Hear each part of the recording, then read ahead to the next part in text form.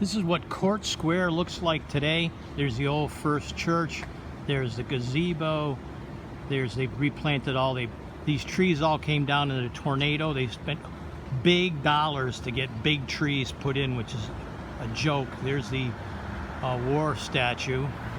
They restored the copper pavilion right here that people would wait for the bus. What else? There's the fountain right there. This isn't the best video. I'm trying to move around just a little bit and scan it. I'm going to change the position of the camera and see if anything better will come in. Okay, there's the monument. There's the bus pavilion. I'm walking towards the bus pavilion. Okay.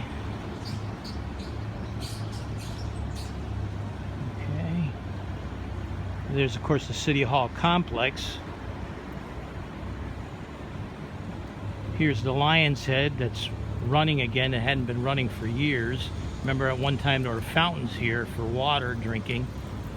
And then I'll show the Campanile. I'll turn the position of the camera again to reflect the Campanile. There's the Campanile that's closed now, and there's all kinds of barriers around because the facade and the granite on the outside is not very stable.